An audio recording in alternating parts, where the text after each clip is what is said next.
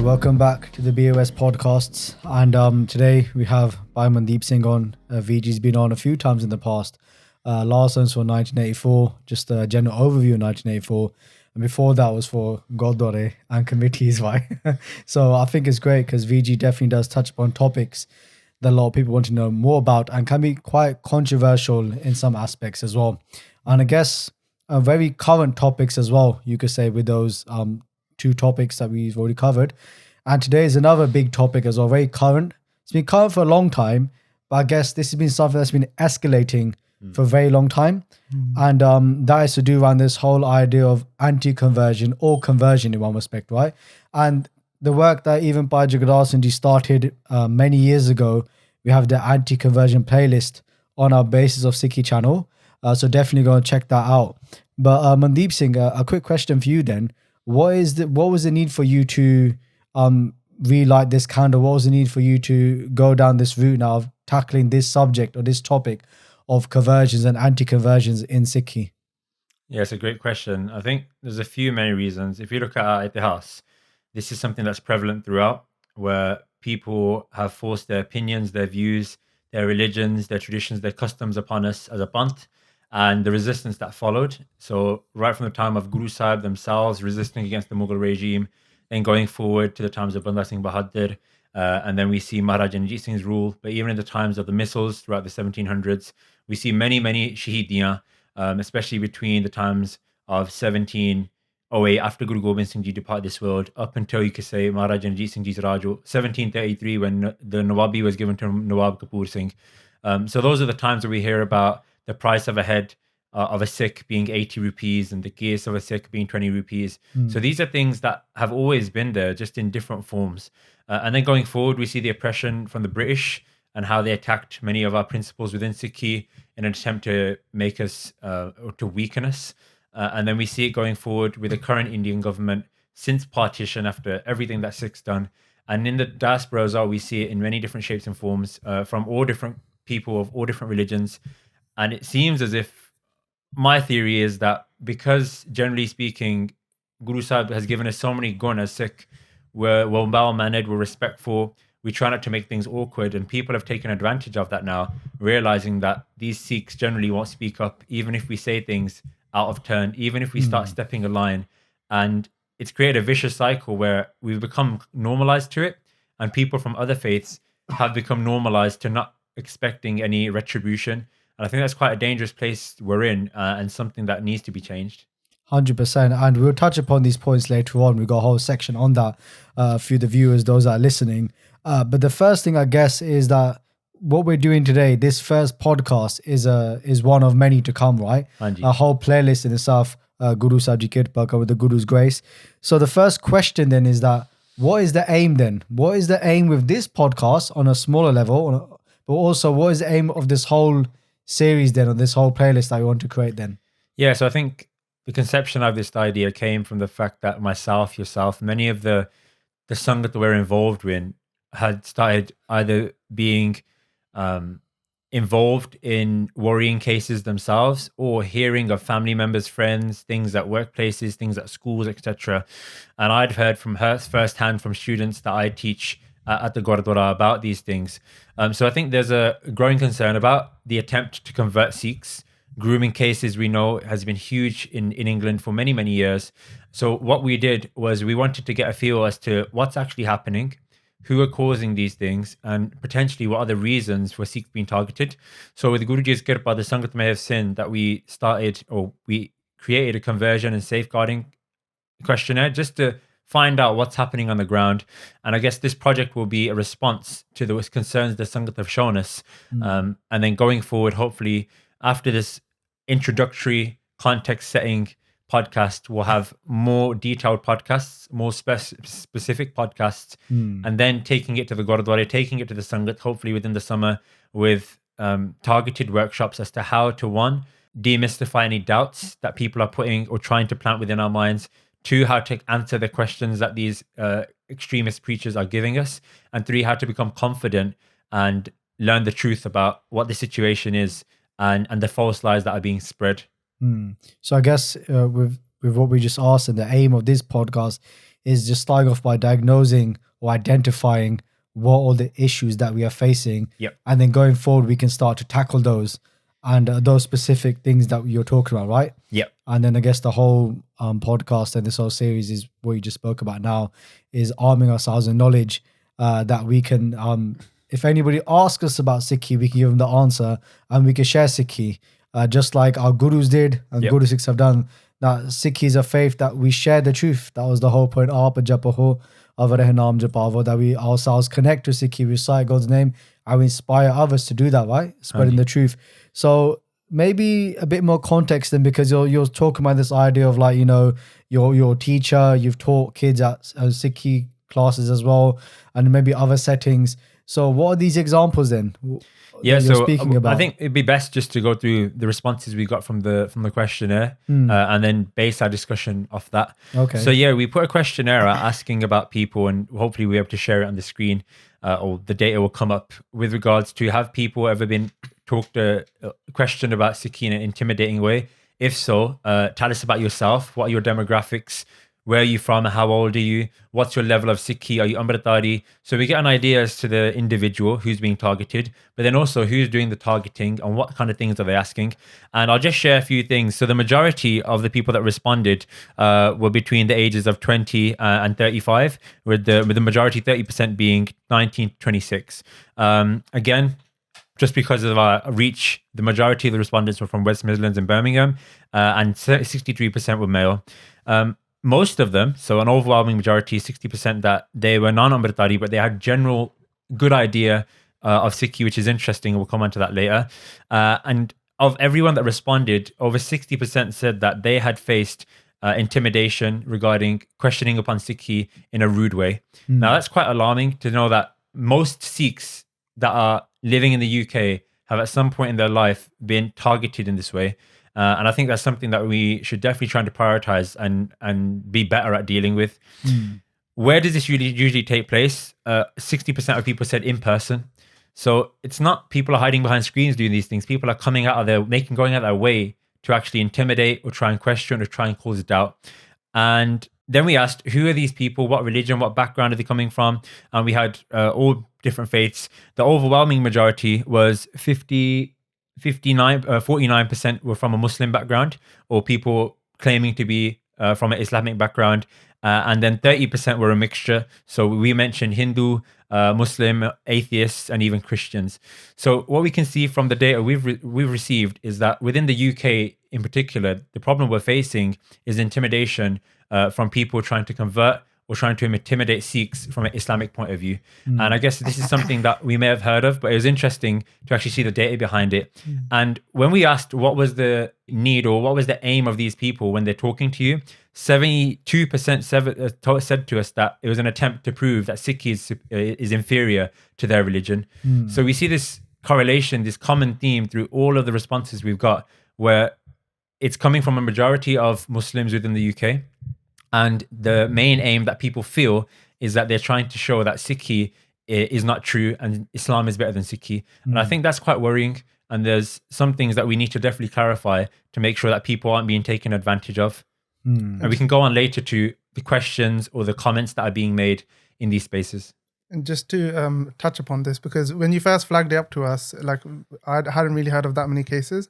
But then when you start looking out for it and you start talking to people, there's actually so many cases of this happening just in your own general circles. Yeah. And now that, just to highlight the importance of this data, you've got like a couple hundred responses, right? Yeah, we've had just under 200 people respond. And that's only been in about 2-3 weeks. Yeah. Exactly. And so that's like hard data we've got that can support this. So it's not something we're just doing out of thin air, right? Yeah. We've got the data here to prove it, that this is a really important issue that needs to be tackled. Yep, definitely. What about when it comes to the younger ages, like those that are in schools as well? Yeah, so with regards to responses, I guess because it's online, we had a very small amount of people that were below 11. But 11 to 15, we had 20 respondents. So not a crazy amount. But I guess obviously due to their age, they probably didn't access or have exposure to this as the older people would have. No, that's fair enough. And because we spoke about this before, and I guess it goes coming back to the point of what was the point of starting this, because I guess you've known about this for a while, but I'm sure there's some cases or experience that we've had personally where we've seen people close to us. And you think, whoa, this happened to you. So Yeah. one example that I had was of a Guru Sikh that's very close to one of my friends. Yeah. And he said that in his school, obviously he's from a Sikh family, so his sister goes to school, and she was just saying that it's become a bit of a trend. Yeah. Why? To be a Muslim in school as well, right? That a lot of people are into it. It's become cool. It's a bit of a cool thing, and for her, even her Sikh friends Yeah. have kind of joined that movement. Yeah. And when she saw that, I guess not just following the crowd, right? Yeah. She saw what was special in Sikhi, and then that pushed her more towards Sikhi. Okay. And one day she was sitting there in a common room, as they have in schools, and she was just watching a Basis of Sikhi video. Shout out to Basis of Sikhi. Plug. And even her Sikh friends came up to her, said to, "Why are you watching these videos for?" Yeah. Right. So that was something I even said to you, and that kind of triggered you because you had some personal examples as well, right? Yeah, and I think at this point it is important to pause and say that this podcast is not here to bash any religion. If someone wants to convert to a different religion, we have no problems with that. Yeah. We wish them all the best. I honestly do from the bottom of my heart. The problem I have is that when false things are being perpetrated about Sikhi and people are being brainwashed into converting, that's something I have a problem with. If someone wants to convert, we wish you all the best. That's no problem. Yeah. From whatever religion it might be. If someone wants to walk a certain path in their life, we have no problem with that. What we have a problem with is people attacking Sikhi in a desperate attempt to undermine our values, confuse people with the attempt to try and get them to follow a certain path. So I think that's really important to understand. And I know some people might watch this video and say, "Oh, you guys are against Muslims." We're really not. Guru Sahib Aap had many Muslims fight against the Mughals. Bir Buddha Shah sacrificed 2 of his 4 sons and became shaheed. So I think that's just really important to get out there in the offset. Even Guru Sahib built a mosque, right? Yeah, exactly. So with regards to your example, I think one thing that I had 2 examples. So one is from a student that learned Sant from us. And she's quite confident, and with Guru Sahib's Kirpa, she's learned about Sikhi over the recent years, and she goes to school within Birmingham, and she mentioned that on the playground there were a lot of kids from a Muslim background going around saying that Guru Nanak Dev Ji is Muslim. And I think the problem is the audacity and the confidence in which they're doing this is really worrying. And when they were called up by their teachers, the response to the teachers was, "Well, I'm not sorry because I know it's true." So somehow these false lies are being ingrained in these children or within the community in general. And we'll see this from the videos that we've seen. It's just become like a normal thing to say, "Oh, Guru Nanak Dev Ji is a Muslim." Now, I take that as seriously offensive and seriously rude. If anyone ever said that to me, to my face, I'd get seriously angry because the equivalent would be saying something about Jesus or saying something about the Prophet Mohammed. I wouldn't want to be disrespectful to them. But unfortunately, the level has lowered so much where people think they can just say whatever they want about Guru Sahib or about Sikhi or about our history and just get away with it. And I think in part, it's our problem because we haven't retaliated it with the amount of force that should have been. So that was one worrying thing. And another Benji as well, who she wears a patka. And when she started working in a hospital again in Birmingham, a lot of the other Muslim women actually thought she was Muslim. So they would, they got friendly with her and stuff. And after they found out she was a Sikh by looking at her Khera, they started questioning her in quite a nasty way. Asking her things about her religion, and she's just a normal Benji. She didn't have all the answers, but she knew that I can see what's going on here. And as soon as she started giving answers back, they detached her. They separated her. They separated themselves from her, and literally wouldn't even make eye contact. They wouldn't speak to her, whereas they were friends before. Now, obviously, this isn't representative of every Muslim. I know many loving Muslims, friends that are Muslims, but we shouldn't shy away from the fact that this is happening at an alarming rate where the data is telling us, and also between ourselves. I remember this started for me when I was a child. I was 7 years old at a tutoring center, and I didn't know what Sikhi was then. I didn't know what religion was. I was just there to try and get into a grammar school, right? and the boy next to me at the age of 7 turned to me and just said, "Why aren't you a Muslim? You should become a Muslim." And ever since then, it's always lingered in my mind. Why did he ask that? What was the need? And as I've grown up, and I guess the data is telling us as well, is that unfortunately, this is a common theme where, for some reason, some Muslims feel that they have the right to go and intimidate Sikhs to try and convert them. And we've seen it we've seen it in our history as well, where Sikhs many a time have given up their lives rather than convert. So you go ahead. Can I ask, why do you think it is that Sikhs have got this mindset now where we don't like to speak about these things. Yeah. Or like we're like when you look at a lot of people in other faiths, Musliman, Yeah. they're very unapologetic in their faith. Yeah. Without any question, they'll have no doubt. They'll be happy to say, even if it hurts someone's feelings. Yeah. In a way, they don't care. What they believe is what they believe. But with Sikhs, we for some reason hesitate. Yeah. And I do respect that with other faiths, especially the Muslim community. They're very strong on what they believe, and I do have a lot of respect for them in that sense. And I wish we had more of that. I think there's a few reasons why we're so hesitant to reply, and I'll sum it up with a conversation I had with a young boy who was at the Gurdwara, and we were talking about this false information about Guru Nanak Dev Ji being a Muslim, and I said, if anyone says this to you, this is how you respond to it. And the young man turned around to me and said, "Oh, Mandeep, isn't the Muslim going to get offended if I say that to him?" So he's saying, isn't the Muslim going to get offended if I tell him Guru Nanak Dev Ji wasn't a Muslim? That's how deep it's got, that we're scared to even back our own corner. We're not going out trying to disprove other people's religions. We could if we wanted to, but we're not even getting there. Yeah. It's that sad. And I think there's a few reasons. I think we are, in a sense, we don't like awkwardness. And maybe it's become from a generational thing where our parents came to this country, they grafted, they worked ridiculous hours, and they wanted to blend in for obvious reasons.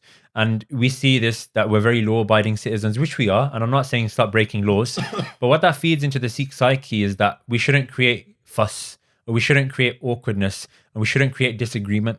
Many people think disagreement's a bad thing. Disagreement's not a bad thing. If you're disagreeing with someone in a genuine, in a polite way, there's no need for the other person to get offended. Now, I'm obviously a Sikh because I know Sikhi is the best. I know Sikhi is the best chance of me actually making what I need to do in this life. And we're very blessed to be born in the house of Guru Nanak Dev Ji. Otherwise, I wouldn't be a Sikh. So if anyone of any other religion comes to me and asks me about Sikhi, obviously I'm going to disagree with their beliefs. But there's a way you do that, right? And yes, I'd love to learn about other religions, but it doesn't mean I submit to them. And I think we have this Achilles ankle, if you like, Achilles heel, that we feel that we're not allowed to disagree with other people in case they get offended. Whereas when people disagree with us, we say, oh no, it's okay, we believe all religions are equal. And this nonsense that's come out from somewhere. So where has that come from, that all religions are equal? I have no idea. Yeah. I have no idea. I think there's a punkti that says that, I think Guru Gobind Singh Ji Maharaj says to see God within Waheguru within all. Now that doesn't mean all religions are equal, because if they were equal, then there wouldn't be different religions, right? Now we know for Sikhi, Guru Sahib has told us, Itihas has told us, history has told us, our philosophy has told us that Sikhi is the most direct path to Waheguru, to make the most of this life, to merge back with Waheguru. That doesn't mean we think other religions are fully false. Yes, we agree that there's not 100% truth in them, but there will be some elements of truth. So to try and explain it, we believe Sikhi is 100% the truth. And Gurbani describes this because Gurbani says, that everyone is bound to making mistakes. Saints, prophets, whoever they are, normal human beings. But who is Apul, who cannot make a mistake? Guru and Kartar. Guru, who is Guru Sahib, Kartar, who is Waheguru. That's one of many reasons why we know Sikhi is divine, if you want to call it that. And we know Guru Nanak Dev Ji, Aap Parameshwar ne. With regards to why Sikhi came, Guru Gobind Singh Ji Maharaj describes this in their autobiography, Bachitra Natak, that first Waheguru sent someone, first Waheguru sent another prophet, then Waheguru sent someone else, then Waheguru sent Muhammed. All these people are listed, but they didn't come to do the job that was sent. And Guru Gobind Singh Ji themselves specifically say, I can get the Bhakti up in a minute. I'll actually get it up now. So yes, in Bachitra Natak, Guru Gobind Singh Ji says, Mahadien tab prab uparaja, Arab des ko kino raja. So then Waheguru created Muhammad, who was the master of Arabia. Denapi ek pant uparaja. He made a new pant, obviously the faith of Islam. Ling bina kine sabaraja. He made all the kings, ling to bina, circumcised them. Sabte apana naam japayo, sabt naam kahuna dradayo. What did Muhammad do, or the Prophet Muhammad do? Guru Gobind Singh Ji is saying, it's not Mandeep Singh or Sukhdeep Singh saying, this is our Guru saying what happened. The situation is that Muhammad got people to attach themselves to him rather than Satnam Kahuna Dradayo. He didn't get the people to connect to Satnam, the true name of Waheguru. And that's why within Pai Guru Das Ji's Bara, we hear the need for Guru Nanak Dev Ji to come and start this new revolution that Suni Pukar Datar Prabhu Guru Nanak Jag Mahe Pathaya. And the difference for us, which is also quite humbling and exciting, is that Waheguru didn't send anyone then, or Aapai. They came themselves. It's like, if if you need something doing at work, you ask one person to do it, ask someone else to do it, ask someone else to do it. No one does the job, so you think, I'm just going to do it myself. You can imagine why Guru did that. Sometimes they'll do it, but they won't do it to the complete level that needs exactly. to be done, And that's why for us, we know that Guru Nanak Dev Ji's path is the most direct. And we can talk about instances from people of other faiths also reconfirming that, which we'll finish off with as well. So just to make it very, very clear for anybody listening, especially a Sikh, in Sikhi, we do not believe that all religions are equal. Yep. But we can understand that humanity can be equal, as in that the light of God sits in everyone. But religions are not equal. So as a Sikh, we wouldn't say, but your religion is equal to us. No, it doesn't make sense. We have differences. So how can they be equal, right? That doesn't mean we belittle people for their religion. Because Guru Sahib has told us that there is truth, bits of truth, not the full truth, bits of truth in every religion, which is why there's overlap. Because I'll ask you a question. What's 3 add 1? 4. What's 2 add 2? 4. Have you both said the same thing? Yeah. Yes. Said it a different way, right? Does that mean you're the same people? No. Does it mean your answer's the same? It doesn't, right? But the truth is the truth. That's a good question. So if I've said it one way, someone else said it the other way, it doesn't mean we're the same thing. This is something that one of the biggest responses we got in the safeguarding query was that everyone says Sikhi is an amalgamation of Hinduism and Islam. Now that makes absolute no sense. And I was listening to a podcast by this lady who was supposedly a Sikh and converted to Islam. And she herself said that Sikhi was born from taking a few things from Hinduism, taking a few things from Islam, which is really rude and disrespectful. That's not me saying to any Abrahamic religion, if I talk about Islam, you're just a part of Judaism and Christianity because Islam came last. Now that's quite rude, right? And I wouldn't say that, but that's the equivalence. So I think this idea that just because you share facts or you share that part of the truth, you're the same is nonsensical, because that can be used in so many ways and we'll never get anywhere. It's quite sad that people are stooping to that level and we don't have the logic to just counter it. And just to even add to that, if you look in Pai Gurudashi's Bani as well, because then we ask about why Sikhi so special. That when Guru Nanak Dev Ji traveled and they traveled to Multan as well, and the peers, the Muslim peers or the saints came out to see Guru Nanak Dev Ji.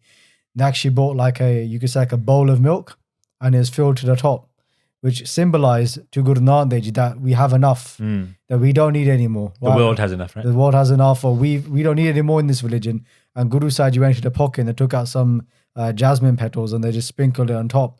I mean, the reason why Guru Sahib just come has made everything more beautiful. And Guru Gobind Singh Ji speaks about this as well. Sab sadhan ko raho bata. They've come to put everybody back on the path. Right? And that's something that we should make clear. The reason why Guru Sahib has come, they've come for everybody. Right? So in that respect, and people say that obviously we're the newest religion in one respect, right? Yeah. But then in one respect, we could say that makes us the most authentic then, because we've come quite recently in that respect. And they've seen, as Guru Gobind Singh is saying, the mistakes that everybody has made, and that the Guru has come to put everybody back on the path because they've all been lost. 100%. And I think even this idea, we'll probably do this in the reaction series about authenticity. It's really sad. A lot of people are very disrespectful about where Guru Granth Sahib Ji's come from, and we'll look at this. But if we compare it to any other faith, their scripture has not been written from a primary source. Muhammad himself was illiterate, and nothing was written, nothing was finalized in terms of the Quran whilst he was around. So there's, that's you could argue that's questionable. We know about the Veds and the Gitas. The Bible was not written by Jesus, but in Sikhi, it was only 500 years ago. And first Guru Arjan Dev Ji scribed Guru Granth Sahib Ji and watched over it and even wrote Shuddh to say that I have signed and checked this off. And then we know from our history that Guru Gobind Singh Ji Maharaj compiled the final version of this Granth called Guru Granth Sahib Ji Maharaj at Damdama Sahib. And even that test where Tir Mala, I believe, said that he is not giving the initial version, the Kartarpuri Bir to Guru Gobind Singh Ji. He posed the challenge to Guru Sahib to say, because he was angry and he wanted to be with the Guru. Tir Mala was the elder brother of Guru Arjan Dev Ji, the fifth Guru. He said that if he is truly the Guru, then he should know this already. And at that point, that created a path for us to see the authenticity that we're talking about today. Then as a result, Guru Gobind Singh Ji, over 9 months and 9 days, Ucharan said the words in Guru Granth Sahib Ji all from memory, which one shows the authenticity and also shows that every guru was the same in that sense. Everything that Guru Gobind Singh Ji wrote and said from their mouth lined up exactly with what was written in Kartarpuri Bir, again, which shows that all the gurus were the same, or the same light and each of them were God, were Waheguru in a different vessel. And in this case, the scriptures matched up exactly. And we're very blessed. We still have Kartarpuri Bir in Kartarpur, the first version of this, the original transcript, which you can actually have darshan of in Kartarpur Sahib every Vaisakhi. And we have many different sarups, many different versions, many Poti Sahib from the Guru's times that have all been looked after, digitalized and cross-referenced. So everything checks out in terms of, even from a preservation point of view, we can't ask for any more evidence. So just going back 500 years ago, right, to the time of Guru Nanak Dev Ji, and comparing that to now, where in today's world you said that now if somebody speaks to us about Sikhi, first of all we're afraid to defend ourselves, and we're afraid to offend somebody else, and we put our back up against the wall. 500 years ago, Guru Nanak Dev Ji sent Guru Sikhs out to do prachar of Sikhi, to share this message of the truth. So what's gone wrong then? What's happened in between then? Yeah, Guru Nanak Dev Ji went and disrupted the norm, right? They went and got death threats. Guru Nanak Dev Ji went to Makkah, Guru Nanak Dev Ji went to Baghdad, Guru Nanak Dev Ji went all over the world and told people to their face, what you're doing isn't helpful, and what you're doing isn't getting you the reward you think you're going to do. Do this instead. And there's many shabads. One shabad that comes to mind is when Guru Nanak Dev Ji actually went to Makkah or Mecca. And at that point, Jeevan Ghazi, who actually kicked Guru Nanak Dev Ji's feet, called him a kafir and said, why are you sleeping? Wake up, before the whole Kaba moving thing happened. And at that point, Guru Nanak Dev Ji responded with a shabad. The shabad is... it's on Ang 141. Panj Nawaja Waqt Panj Panja Now Pahla Sacha Halal Due Tija Khair Khudai Chaudati Niyat Rasaman Panjabi Sipt Sanae Karni Kalama Akka Ta Musalman Sadai Nanak Jete Kuriyar Kura Kuri Pai. So here, Guru Nanak Dev Ji is actually identifying the things that are required of someone in Islam and saying that these things are of no use. Instead, you should do this. So what does Guru Nanak Dev Ji say? They say, Panj Navaja, the namaz that you read, the 5 prayers. Instead of doing that, turn your namaz into truth. Guru Sahib here says, Pahla Sach Halal Due. So turn it into your Sach. So the first namaz, the first prayer you read, instead of that, just adopt truth, and that will be more powerful. What's the second one? Guru Sahib here says halal, and this isn't halal referring to halal meat. The root word of halal in this sense means honest living. So as you say, kirat karni. So Guru Sahib says, so instead of the second one, take on an honest life and an honest living, earn an honest living, don't rob, don't steal. And then with the third one, Guru Sahib says, khair, tija khair khudai. In the name of Khuda, in the name of Waheguru, do khair, do charity, do true charity. The fourth one is ras, which is goodwill. Have a good nature to everyone and try to see Waheguru within everyone, but also try to treat everyone the same. Because at that point, this is very relevant. In Makkah, they were discriminating against Guru Nanak Dev Ji and anyone else that would come because they weren't a Muslim. And also, we see from the questions at that point about are Muslims better, are Hindus better, there was clear discrimination from the people of that time, and still happens today, because they're non-Muslim. So here Guru Nanak Dev Ji is saying that instead of the fourth one, instead of your fourth namaz, abandon that and adopt a goodwill to everyone. That will get you closer to Waheguru. And the fifth one, Panjabi Sift Sanai. Do the sift, do the praise of Waheguru. So here Guru Nanak Dev Ji's, and some people say Guru Nanak Dev Ji is a Muslim.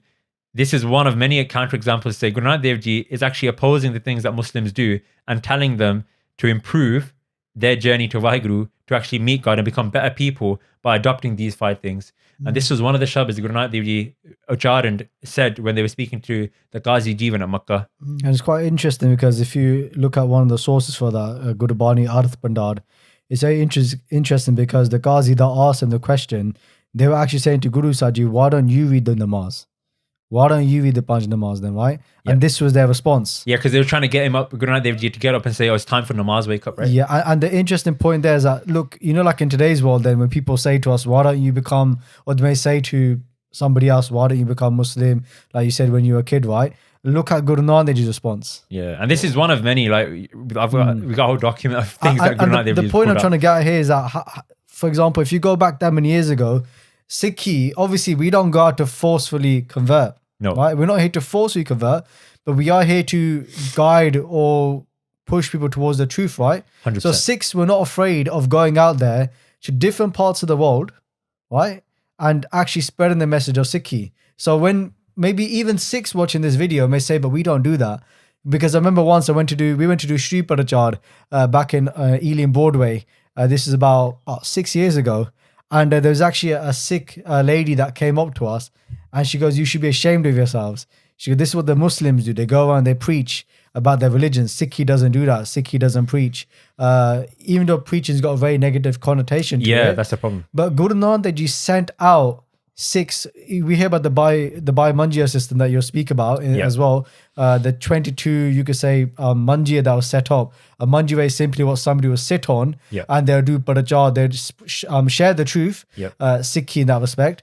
But even in Guru Nanak Dev Ji's times, Guru Nanak Dev Ji sent Guru Sikhs across, you could say, the whole world, across Asia, and they will spread this truth of Sikhi. Now, don't just keep it here, spread it to the whole world. So for Sikhs listening to this, if you were to read out Itihas history, actually, we would do the same thing. We'd go out and spread the message, but probably just in a much nicer way and not try to, manipulate people, put them down. But again, like we said with the flower analogy, the petals, just guide them to the truth. So like with those, the Updesh, the teachers, Guru Nanak that you gave to that Ghazi is, if you're going to do this, do it like this. Yep. What are you doing it for? Like a very famous shabad, Mehir Masid, that one, right? That they're saying, if you're going to go to the mosque and you don't leave with Mehir, with mercy, then what are you doing? Yep. But at the same time, that is speaking to a Sikh, because when a Sikh reads that, where do we go? Our place of worship is the Guru Ghar, Gurudwara Sahib. So we should be leaving with Mehir as well, mercy at the same time. So I just want to draw that kind of the comparison. That in the Guru's times, we were going out there and we were spreading this truth, and we were very confident that if somebody asks us a question like how they asked Guru Nanak Dev Ji, the Guru would spin it on them and make them think, whoa, like, wow. I was reading the Itihas, Guru Sahib are the embodiment of truth. And even in Makkah, they responded to the Qazis using the Quran. And when Guru Nanak Dev Ji said that Vaheguru is everywhere, they said that's false. But then Guru Nanak Dev Ji, they got the quote from the Quran. In the Quran, it actually says that God speaks to Muhammad or whoever it is in that context, saying that I'm actually closer to you than your jugular vein. So even the Quran, it's written, and I guess in that sense, Guru Nanak Dev Ji is showing the truth through their own dharam, because they've gone so far from it. And I think with this idea that we don't convert, it's sad that nowadays the first three things someone will say when they ask you about Sikhi, or the average Sikh will say is, we feel langar, we don't convert, and we believe everyone's equal. That's our Sikhi, right? Yeah. Who said we don't convert? At some point, our ancestors converted, but it's not conversion in a negative sense. People convert to Sikhi to find the truth, and they do find the truth, and they're blessed for doing so. So we should be unapologetic in talking about Sikhi, and we should normalize being able to articulate ourselves about Sikhi in a confident way. And if someone else gets offended by the truth, then we'll try our best to deal with that.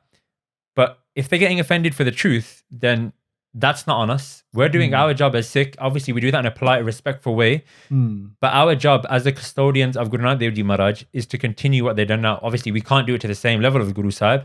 But Guru Sahib empowered us with the truth, so we shouldn't just keep it. And if someone wants to convert to Sikhi, we should encourage it. And those people that are doing wrong things, as Guru Nanak Dev Ji has pointed out, we should encourage them to become Sikh, because we're not doing it as a numbers game. We're not doing it to hit targets every month. We're doing it for their sake. Or to get some personal gain out of it as well, right? So, just hearing this whole conversation we're having, I can imagine somebody sitting there, maybe who might be against what we're saying. And the key word we keep using is the truth. So what is this truth then? Just a bit of recharge between us then. Like, what is this truth we're on about? I've got my own recharge in there as well. Sikhi. Yeah, so because obviously we're saying that the Guru went around to spread the truth. So what is this truth then that was missing at the time? What would your recharge be on that, just for those listening? I'll flip your question slightly, and I guess we can say the question, why is Sikhi the truth? For me, it covers every angle. Scientifically, in terms of historically, I've already talked about our scriptures being authentic. And if you look in Guru Granth Sahib Ji, there's not one thing that's questionable. And it's very hard to say that about scriptures of other faiths. There's not one thing that's questionable. There's not one thing that's positive. There's not one thing that the world wouldn't agree with. Not to say that we need the world to agree to Guru Granth Sahib Ji, but this is how these preachers always go about where's the proof, where's the truth, right? So from a logical point of view, from a scriptural point of view, from an authenticity point of view, we have that. If you look at our history, why did so many people willingly give up their lives, their families' lives, their children's lives for Sikhi? Why did Guru Gobind Singh Ji himself give up 30 members of his family and more for this Panth? Why did Bibi Satnam Kaur, Bibi Waiguru Kaur, their parents, Yani Moor Singh and their Singhni, give their lives at the age of 8 and 6 to take down a tank in Harmandir Sahib in 1984?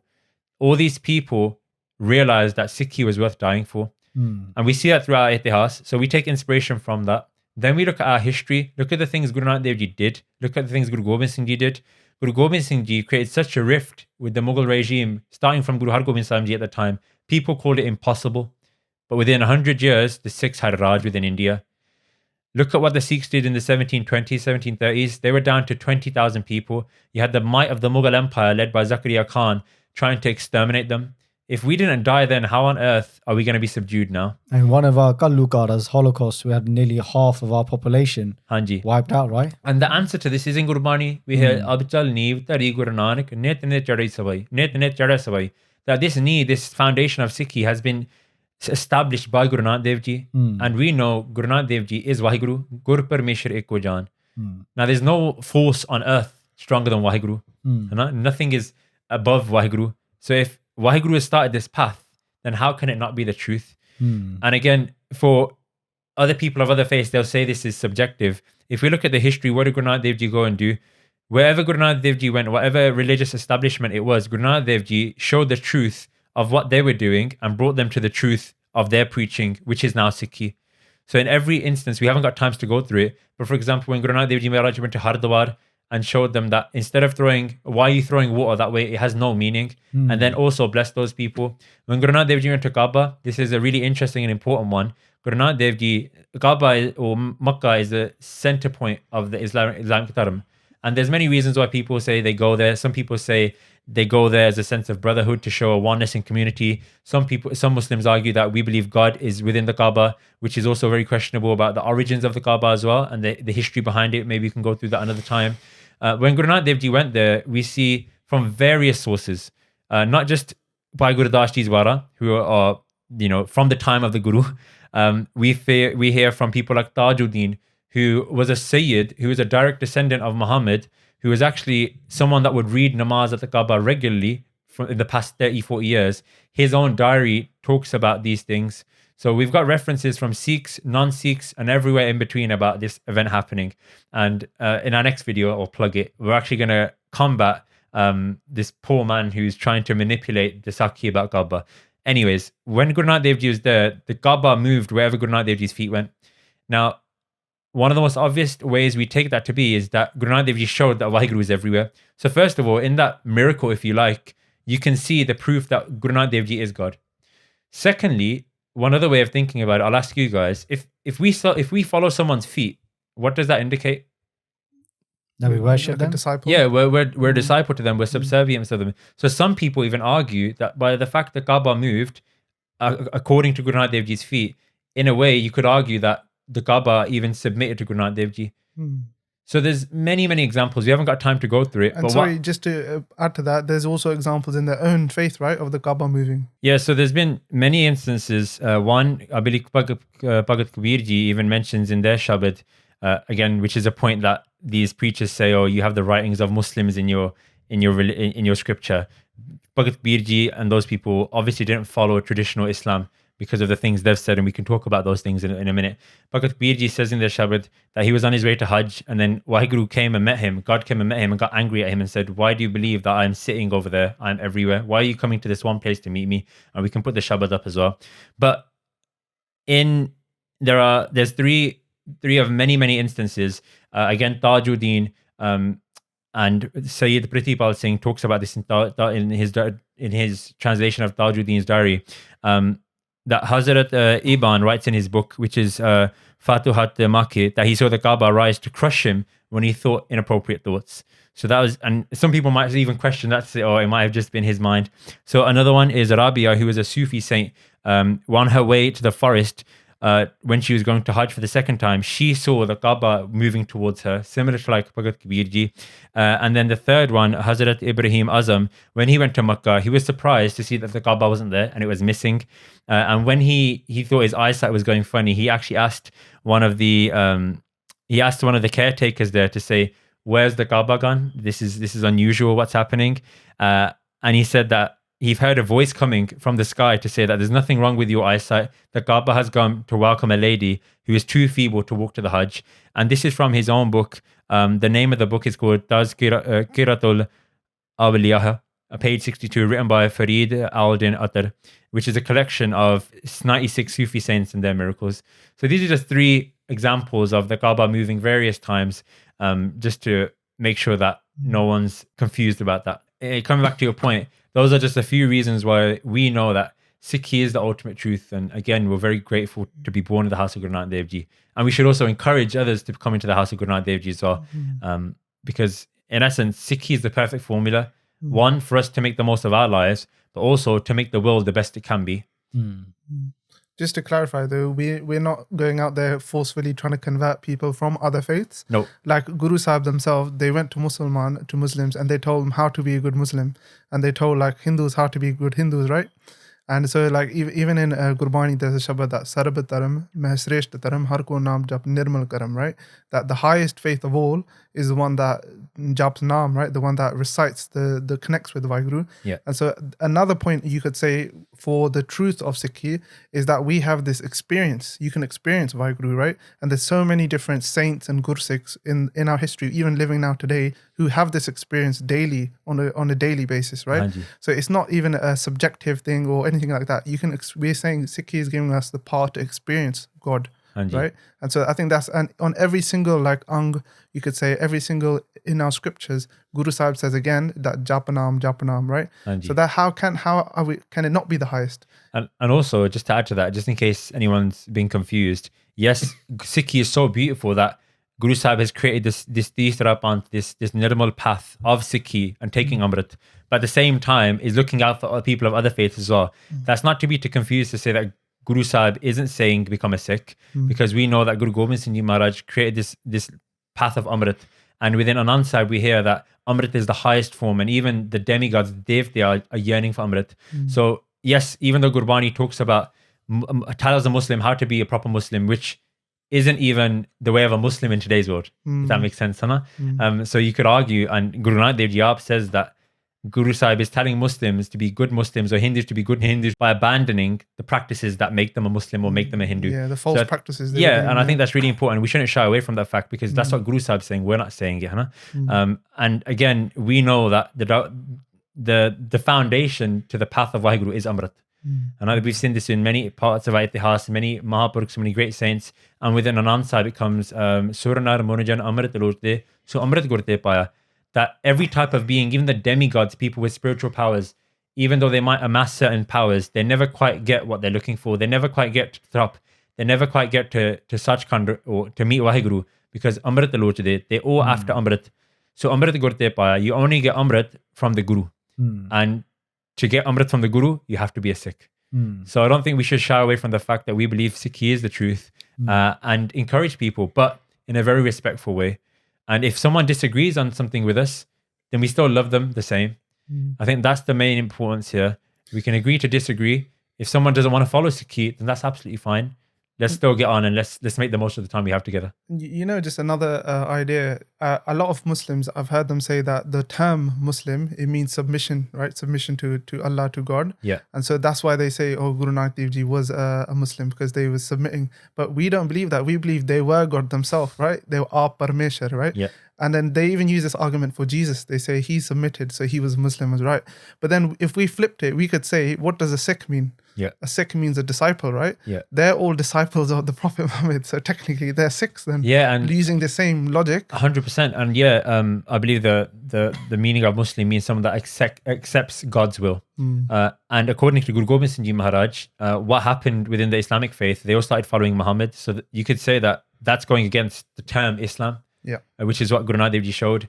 And even in the Makkah story, it's really interesting that Qazi Rukkandeen, who's one of the main Qazis in Makkah, We hear in this eyewitness account by Tajuddin as well, that when he met Guru Nanak Dev Ji, first he went and tried to convert Guru Nanak Dev Ji. He tried to issue a fatwa, which is a death sentence against Guru Nanak Dev Ji, when he heard about what happened. But when he went over to Guru Nanak Dev Ji, he himself became a Sikh. And he himself took Amrit from the toe of Guru Nanak Dev Ji. And because he became a Sikh, he actually became a Shaheed. And a fatwa was given against him from the other Muslims in Mecca. And he was actually buried in sand. And even upon his last breath, he said that my religion is Guru Nanak Dev Ji and my God is Guru Nanak Dev Ji. And he left his body. So there's so many examples. Obviously, these things aren't widespread for obvious reasons. But my point being is, for any Sikh that is unsure, find the answers, because they're all there. What ends up happening in these cases where people are manipulated is they're easy targets. And unfortunately, most Sangat don't have the level required to have a dialogue with these people. And that's something I'd highly recommend as well. I've seen many YouTube videos. What these people do, not just Muslim preachers, any preachers, is they'll get a camera in front of someone's face. They've got their lines ready and rehearsed. And I'd even suggest that people are being trained as to where to find and try and pick holes out of Sikhi, because they're all saying the same stuff. They put a camera in front of someone's face with a dari and a dastar who, is just getting on with his life. When he can't respond, they say, look, this is the proof that Islam is superior. My other binti would be, if you feel you're not prepared, don't get caught into that hurdle. Step back, say, I'm not engaging in this. And that should give you encouragement to go and learn, so that next time someone comes to you, you can send them packing. So be wary of that. Just to add to that, a really beautiful thing is, so many people that I've known have watched the videos of Bhai Jugraj Singh, and they've actually got into Sikhi 100%. through that. So that's the power of arming yourself with knowledge and being able to articulate in yourself and give the answers, replies to these people. Look at the impact of that, those like 2-3 videos, right? I don't know how many thousands of youth, over 1 million, probably millions of youth have seen that and have got inspired to follow the path of Sikhi, right? Such is the world we live in. People only like the controversial stuff. Yeah. If it's a video on Japanese, I don't know what is it. But whatever it is. And on that, it's important to know that this isn't my project. Jugraj Singh has a playlist with over 30 videos that talk about all these important things. And in the questionnaire, many people actually said that the Basis of Sikhi Anti-Conversion playlist is an amazing resource. We're just trying to continue that legacy and maybe add more to whatever it is and develop workshops. So, it is Jugraj Singh that started this in 2015. And that was one of the things that actually made me very aware to the things that people try to attack me with, and also allowed me to defend myself as well. It's quite funny that they put the camera in front of Jugraj Singh because they thought, we're going to trick him and get him out. Got him. It had the opposite effect. There's so many Sikhs. And just maybe one story just came to mind of if people still have doubts, right? There's a famous speech of Sant Jarnail Singh Ji when he asked the Sangat, tell me one thing that isn't in Gurbani, right? What did he say? In Guru Granth Sahib Ji. There's one thing missing. So there's a famous story by Sant Jarnail Singh Ji where he said, there's one thing missing in Sri Guru Granth Sahib Ji, right? And all the Sangat are shocked, like, whoa. How could you say that? How could you say that, right? Gurbani is everything. And Sant Ji said, there's no truth, there's no lies in Gurbani. So if you still have doubts, right, you need to educate yourself and look at all these Sant Mahapurush, read on their Jeevanis, the Gurmukh series, shout out to that, Look at these saints, how they used to live their life. What inspired them to follow this path, right? We have to really think about that. And I guess another point just to add to is doing our own cordial research into Gurbani as well. Because a lot of the time they will take one line from Guru Granth Sahib Ji and they'll just misinterpret that. A lot of times when we did our reaction series beforehand and we reacted to that guy from Malaysia where he'd pull one line out from Gurbani from Bhagat Kabir and say that my God is Allah, Ram, but he did read the next line where they said that actually I've announced this, I've announced that of the Islamic faith. So whether it's a Muslim, whether it's a Hindu, whether it's a Christian, they don't even they just read the English translations and misinterpret. But us as Sikhs, we should be going to direct sources and knowing what is Gurbani actually saying so we can counter them. So again, a humble benti to anybody watching this, like you guys are saying, that research into Sikhi, we've got so many resources available on an internet, again, basis of Sikhi. The Waheguru course is a great introductory course into Sikhi. If you just watch that course, it's like 14 weeks, right? It's a full course from 1469 up to the present day. Half the questions that people ask you, or even more, would just be answered because you have all the answers from that course as well. So I think on that point, it's really important to understand and give the Sangat a bit of a flavour as to how people are manipulating Gurbani. There's a video called by a channel called Dawa Talk, and his name is Wasim Razvi, and he's from Australia, and he answers the question about Guru Nanak Dev Ji and the Kaba moving, and it's quite sad. He even stoops to the level of saying this story is whispers, Chinese whispers, and just rumors, which is very offensive again. And to be honest, how dare he even say that about things that he's uneducated about? My point being, these people are very clever, and they make it sound like they know what they're saying. So he even quotes Bhai Gurdas Ji's War. Now, to the armed Sikh, they've even heard Bhai Gurdas Ji's Wara. So when you hear a non-Muslim reciting it, they think, whoa, this guy knows what he's talking about. But let me give you one instance as to how they've just made things up to try and get their way, which is, again, very desperate and very sad. So he claims, and I've got the timestamp as well. He says in 4 minutes 26, and we can share the link. He actually says very cleverly that Guru Nanak Dev Ji didn't move Mecca, and it was actually Ghazi Rukunddin's mind that was moving. So let me give you the what he proposes and how this is just absolute nonsense. He says, Tango pakad ka sitiya firya Makkah kala dikhari. He says that in this Bhakti, Makkah here, he claims that in Punjabi, Makkah is referring to man Makkah karna, which means to change your mind or to soften your mind or to humble your mind. So he's saying that Ghazi Rukunddin is having experience in his mind here, and Makkah actually, the city of Mecca didn't move, or the Kaaba within the city of Mecca removed. Now, first of all, that's not a Punjabi phrase. I've checked every Kosh. The only translation of Makkah is the place in the Arab land. I've checked Mahan Kosh. I've checked the University of Punjab dictionary. is non-existent.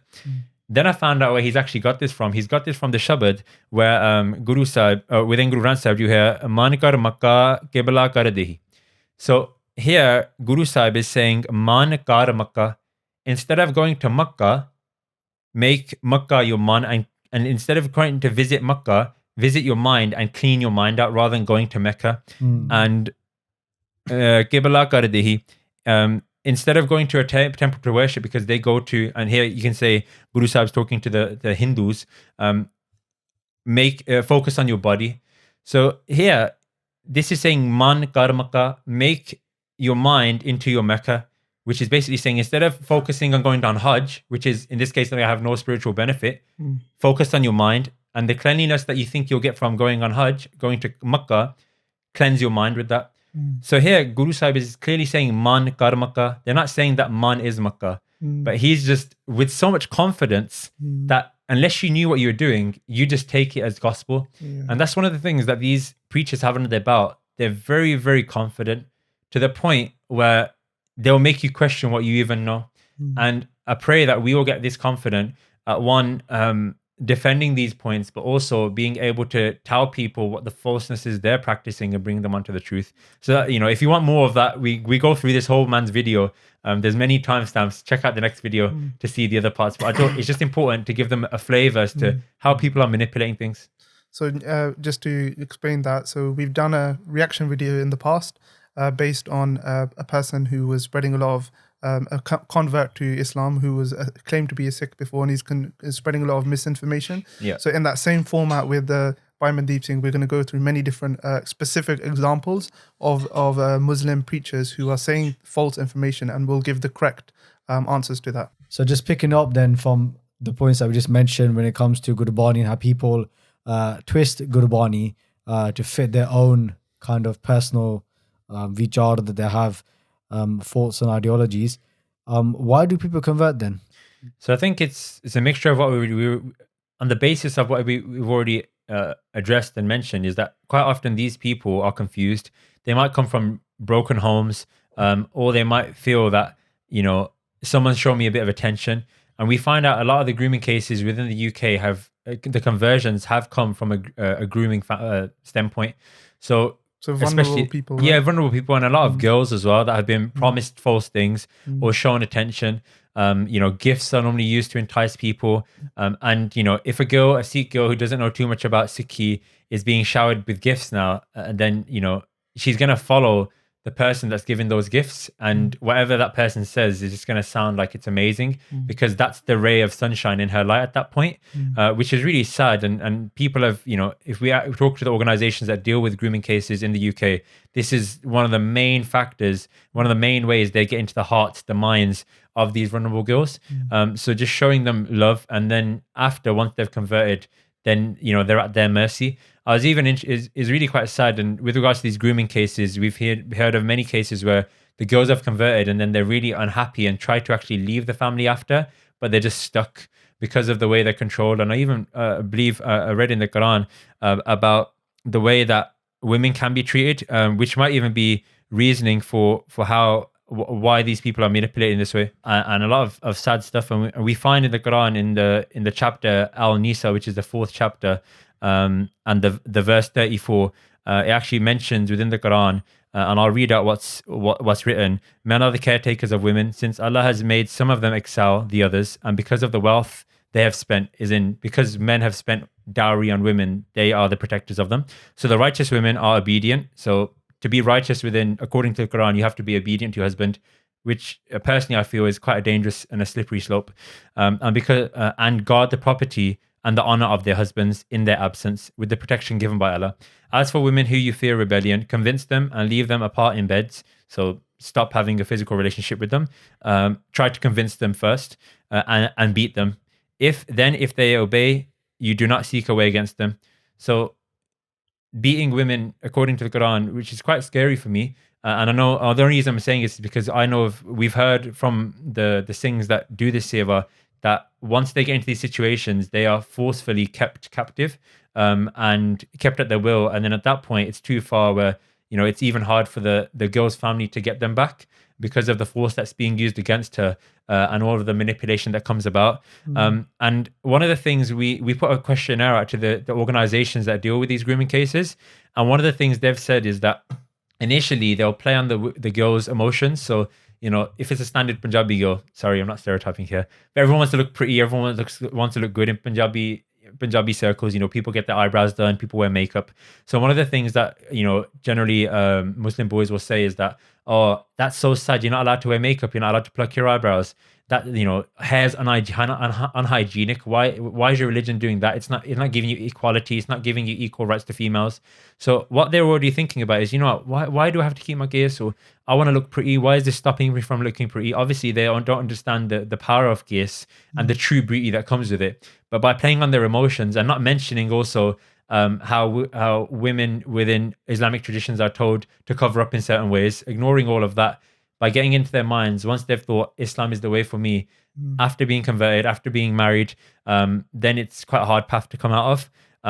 And just on that as well, I was speaking to someone and I read an interesting passage about, which is narrated by Abu Sayyid al-Khudri from the Hadiths, which is one of the main Hadiths, which is called Shahih Bukhari, which is one of the most famous ones written by Ismail al-Bukhari. And it said that it's one of the most valued books in Sunni Islam after the Quran. So a Hadith is the saying of Muhammad, kind of like an account of what Muhammad said. And it's written in the Hadith in chapter 6. And I'll just give you the translation, that once Allah's apostle went out to the Musalla to offer the prayer, or al-Fitr prayer. Then he passed by the woman and said, "O women, give alms, as I have seen that the majority of dwellers of hellfire were you, women." They asked, "Why is it so, O Allah's apostle?" He replied, "You curse frequently and are ungrateful to your husbands. I have not seen anyone more deficient in intelligence and religion than you.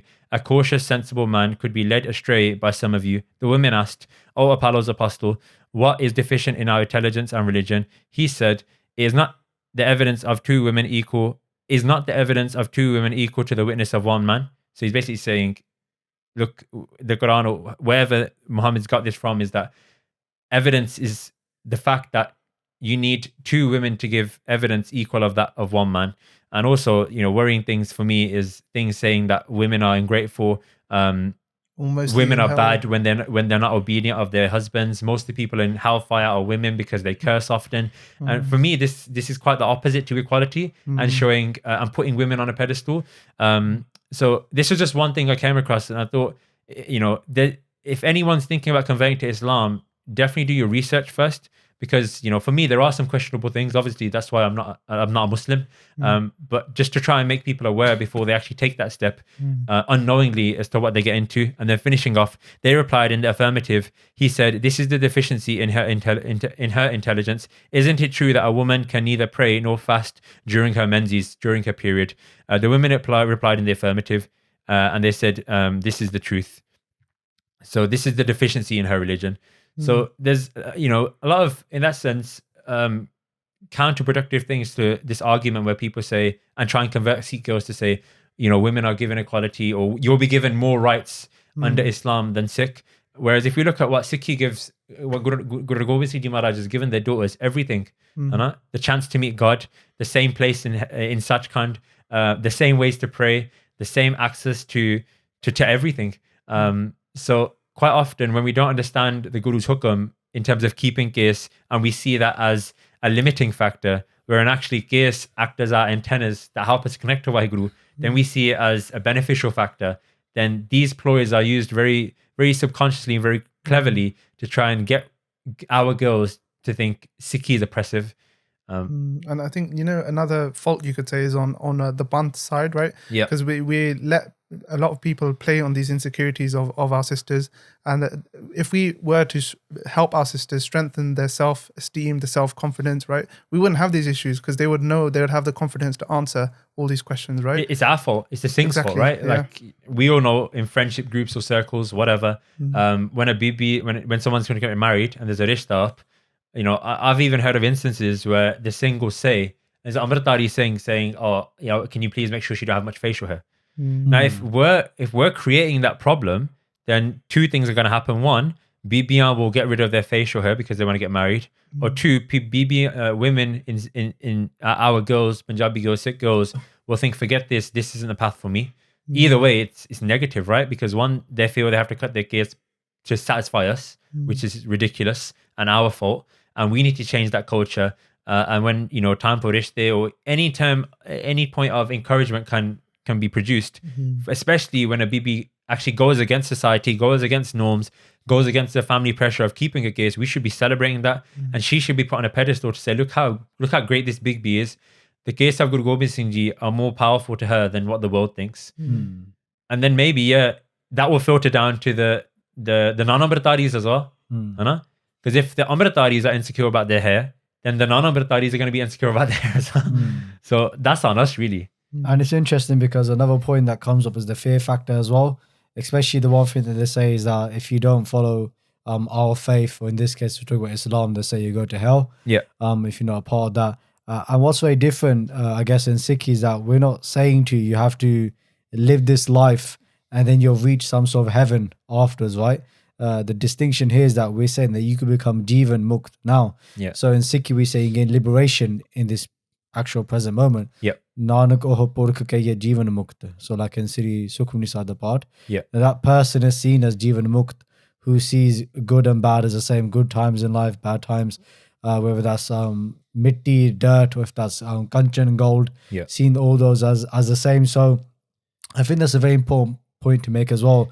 They spoke about earlier about the truth as well, that what Sikhi is saying, that right now you can meet the one. And the points you made earlier, like those points that you quoted from the Quran, have they been translated? If you look in Guru Granth Sahib Ji, this is what makes things very different.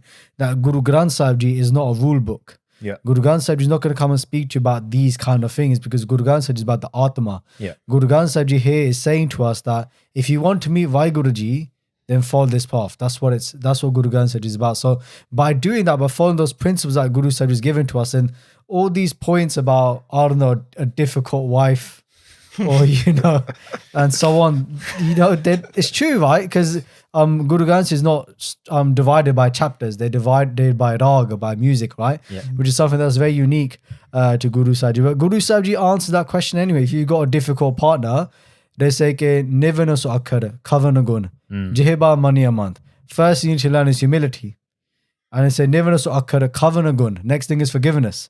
Jehba maniyamant. Sweet words, right? If you have these three qualities, you'll be able to please that one, right? So it's just showing that comparison. That we look at Guru Granth Sahib Ji, that what Sikhi is saying to us is that you can meet Vaheguru Ji now. That is the essence of why we are here. And if you're struggling in your life with certain aspects that are coming up, then follow these teachings and they can be applied practically to your life as well. And it removes that fear. Sikhi is about nirapao. Yeah. We're trying to take away people's fear. But it seems like in a lot of these cases with different faiths, their tactic is fear.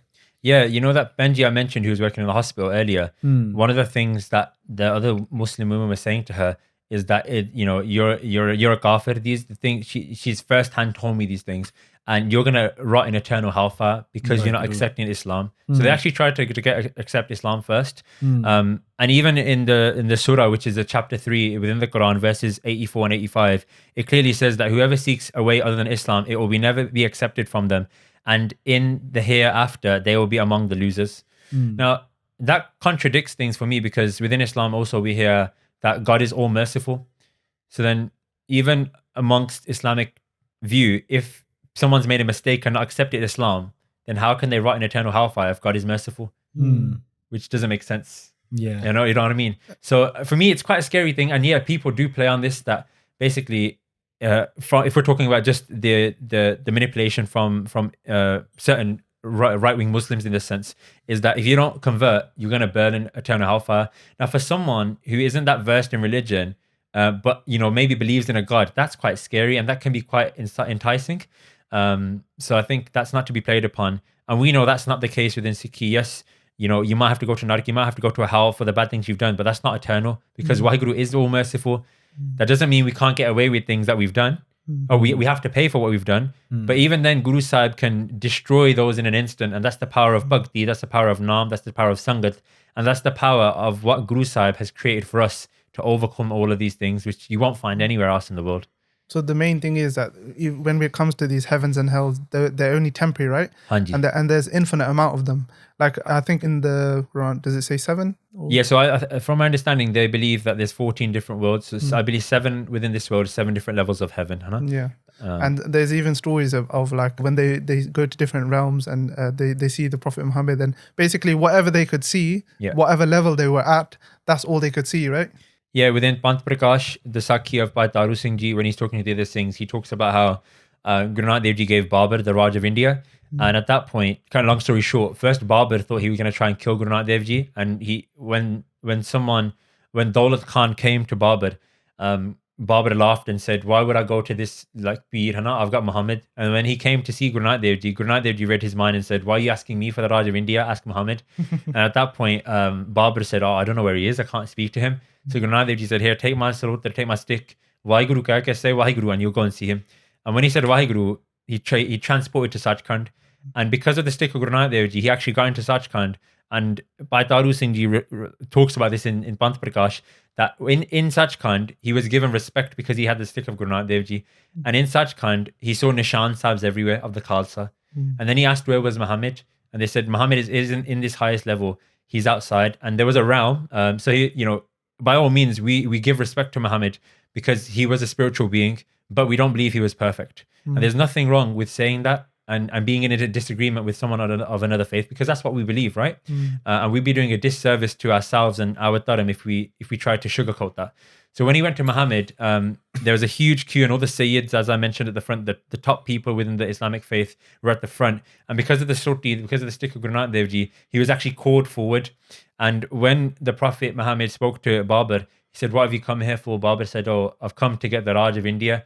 And he said, "Why have you come to me for? The person you're speaking to owns that land. Go on and beg from him." And then he went back down and fell at the feet of Guru Nanak Dev Ji. And then Guru Nanak Dev Ji said to Babur, "For as long as you keep sadqar, respect for the Guru's house, until then, your Raj will be maintained." And we see Babur, Humayun, Akbar were generally decent Mughal leaders, right? They had a lot of respect. Akbar in particular.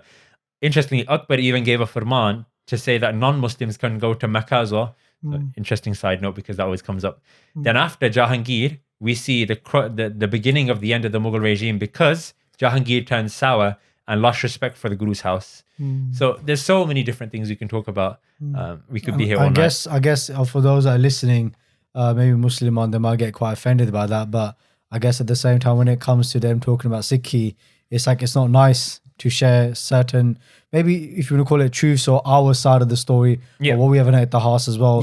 And that's just from Muslims' perspective. But if you look at like the Hindu Dharam as well, because by no means not just the Muslims. If you look at India, we can say most of the issues we face are from Christianity, Christian preachers, or even Hindus, RSS, whatever you want to call them, the right wing. And if we just again look in Gurbani and talk about this idea of the heavens as well, And the very famous line that a lot of Sikhs even misquote as well, the Raj na chaho, mukt na chaho, manapreeta charan kamalare, that we say in Sikhi that we don't want mukti. Of course we want mukti. No one's ever said that. Yeah. All right. But I guess what this Shabad is saying, if you read the next line as well, Brahma mehe saseda muna indra, moe thakurahi darasare, that whatever mukti, whatever liberation Brahma can give me, or Shivaji, or these different devte, or these different gods, demigods, whatever you want to call them, it's not equal to the mukti that Vaiguruji can give me. Right? So you mentioned this word Sachkhand, and you know, what is Sachkhand? Sachkhand is not a heaven.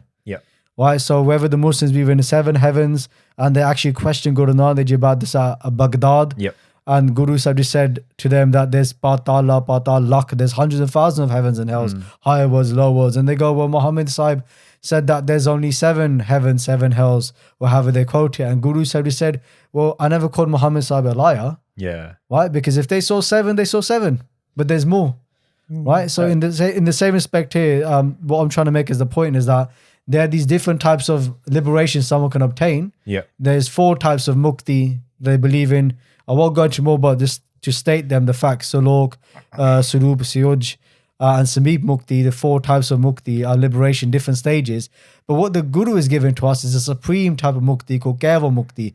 When we merge back with Vaiguruji, we become one with Vaiguruji. So Sikhis gone beyond all these heavens that different faiths talk about to a state where this heaven is seen as the highest of the high.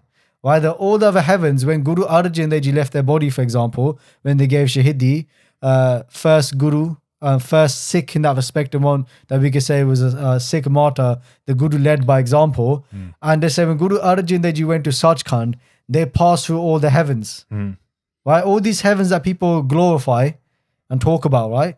Guru Arjan Dev Ji passed through all of them, and all those people in his heavens tried to follow Guru Arjan Dev Ji to the next heaven, but they couldn't because their avastha, their spiritual state wasn't high enough, and they kept getting stopped at the next heaven. And Guru said, "You passed through all." They went straight to Sachkhand, right? So we are blessed in that respect. When I say we, not a Sikh, but those who follow this truth, Yeah. right? That we can go to that Sachkhand where we sit in the company of Vaiguruji, not where there's women Yeah. or what these other types of enticing things. Because Or if you slaves ready to if you fulfill want your that, desires. if you Worldly want that, you pleasures. can have that here. Why would you want something here that's already in that world? We don't want that. That's not what this path's about. Again, coming back to Guru Granth Sahib Ji Maharaj Ji and what Gurbani is about, is about finding that internal peace, which comes through going inside and realizing who we truly are, that we're part of that one. Just on that point about, and it just again gives us so much sharadah, so much belief, and also so much appreciation how great Guru Nanak Dev Ji is. From that Sakhi you mentioned of Baghdad, Kavi Sant Ji describes what you mentioned very beautifully. And when questioned Guru Nanak Dev Ji, they said, "Are you calling Muhammad a liar?" This is what Guru Nanak Dev Ji responds. They said that this ko karanhar hai jo ta ko chaudah hai ki sudahu, that whoever can see 14, for them 14 is correct. But lakhan ki sudah jene ko hui, whoever can understand or see that there's lakh, hundreds of thousands, that person's going to say there's hundreds of thousands, not jhoot bagoi. So here we can see that Guru Nanak Dev Ji's vision is above everyone else because they themselves are Vaheguru. Now, I guess the question for us as Sikh is, do we want to take the shelter of Guru Nanak Dev Ji, or do we want to take the shelter of someone else? Yeah. Which is only really one answer to. And yeah, with regards to that question, the thing you mentioned as well about this idea of these things being promised in heavens, this is another thing that's used to try and manipulate and scare people and also entice people. And as you mentioned, there's many things in the Quran about what will happen to people that are good and in the heavens. In the Quran under chapter 78, the verses 31 to 33, it says that there will be gardens and grapevines of full-breasted companions of equal age. These servants will be ready for males. There will be virgins. They will be untouched by any jinns or humans. In essence, saying that these pleasures will be waiting for you. However you want to describe that, in a physical, non-physical way. Basically, there will be people ready to serve you in heaven. But we can get those things here. Money can buy those things. Obviously, it's not ideal. But if we're in a comparison, the things that are being described in those heavens can be brought upon earth.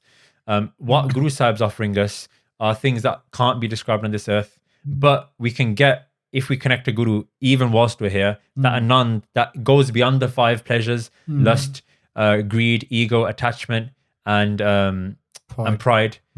Guru Sahib takes us above all of those things and makes us, in a state of bliss in this world and also in the next world as well.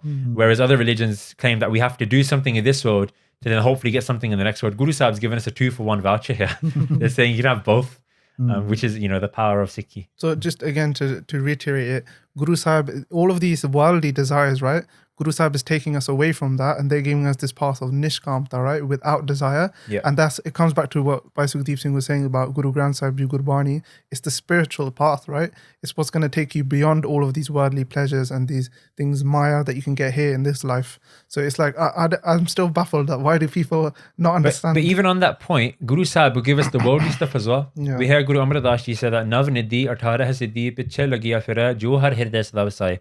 That the 9 treasures of the world and even the spiritual powers, the 18 spiritual powers, they follow the dust of that person who keeps Waheguru in their minds at all time. And there's many accounts of this. But the distinction is those Guru Sikhs don't want that. It comes anyways. It's coming anyways. It comes anyways, right? And Guru Sahib will create a situation in our family lives in terms of an economic sense, in terms of our jobs, where we can actually, everything will revolve around us. At the moment, we revolve around the world. Yeah. We change ourselves to fit what the world wants to what we need to get from the world. The world will give us whatever we need if we go straight to Waheguru. One quick Saki that comes to mind to illustrate this is of Baba Harnam Singh, Rampur Khera Vale, in their book Se Ke Nahiya. Sant Seva Singh writes, who is an eyewitness to this, he actually was part of it. When they were making the Gurdwara in Rampur Khera, they ran out of money for the bricks and mortar. And Baba Harnam Singh said to Sant Seva Singh, go behind my bed, and in there's a box, but dekhna nahi. Hat paake jinni ki lod hai maya di oh chak lo, but dekho na. He said, go into the room, grab as much money as you need out of the box behind my bed, but don't look in. He came out and grabbed a wad of cash, and you think, yo, Babaji's got all these peas stacked up with this money stacked up. What's going on here? Peas stacked up. And he got enough money to build the Gurdwara. And then he's thinking, where's all this money come from? So he goes back to have a look, and the box is empty. But when he put his hand in, he felt like notes just crunching around. So then he asked Babaji, he said, Babaji, maaf karna. Sorry, I had to look at it. And then Babaji said, I told you not to look, but because you look now, jithe lor pendi hai, Guru Sahib aap maya bhej dende. Whenever I need money, it just appears. And we've seen in our own lives, it might not be as fancy as that or as miraculous as that, but Guru Sahib will send money in many ways. Even Banda Singh Bahadur, as they were on their way to Punjab, Guru Gobind Singh Ji sent a hukamname to give the swand and to give armor, to give Shastra to Banda Singh Bahadur, who's now leading this vengeance mission, if you like, against the Mughals. And halfway through, they had all these people with them, but they had no money left for langar. Langar bhi mastana ho gaya. They couldn't buy any weapons. And they did a Panch Singh Ardas led by the Jathedar Baba Vinod Singh. And what happened a few days after they did the Ardas, there was a group of Sikhs called the Vanjare, who are known as traders. And they'd been keeping their daswand for many, many years. And they got this hukamnama and they realized Banda Singh Bahadur was close. So within that time frame, after doing the Ardas, they rocked up with years full of daswand.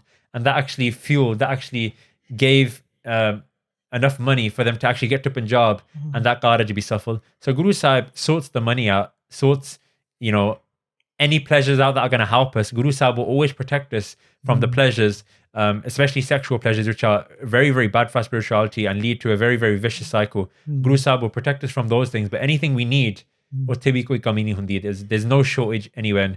And I could talk again about days of instances where Guru Sahib has provided for their Guru Sikhs, even us, right? Yeah, and just in the West, you could say that now people are catching up with spirituality and they're seeing it as such a big thing because whatever's been sold to us so far is not working. So again, if someone was to say, Guru Granth said you're being spiritual, what about the practical side? But a lot of these practical things don't work anyway if you look in the world, right? Again, everybody's coming back to spirituality because they've not found that sukh, they've not found that peace in the world anyway. So it's all there from the start.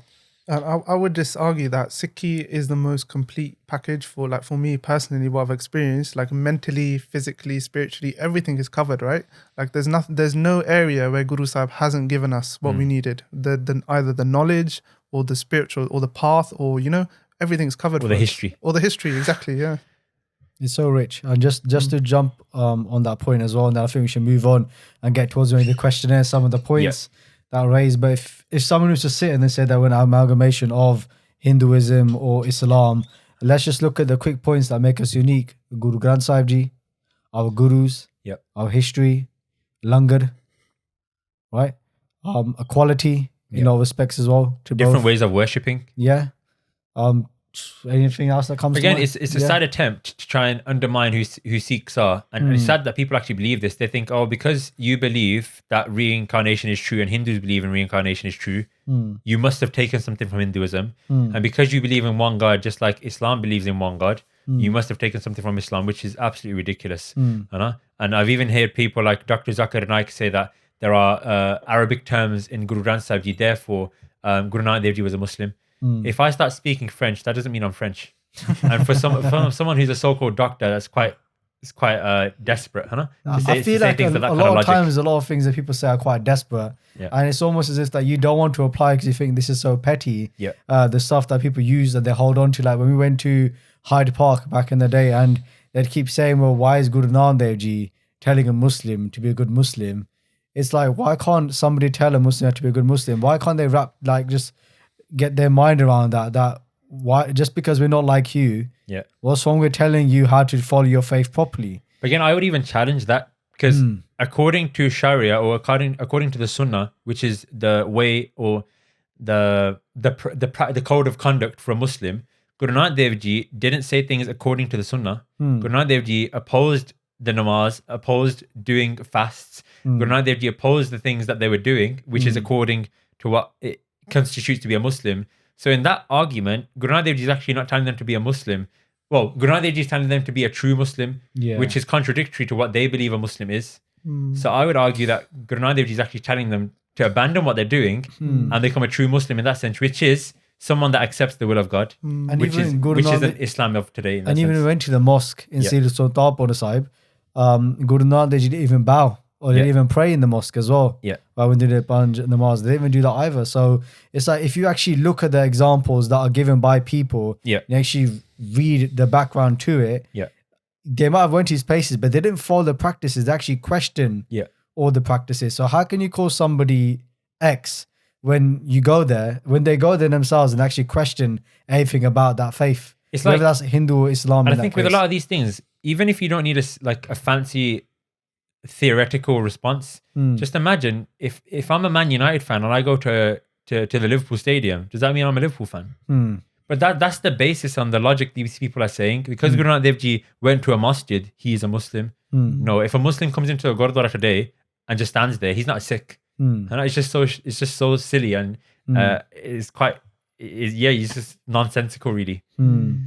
Should we move on to a few things that the members of the Sangat have raised issues about in terms of what they're being intimidated by? 100%. So just before we got onto that, actually no, we'll do that first.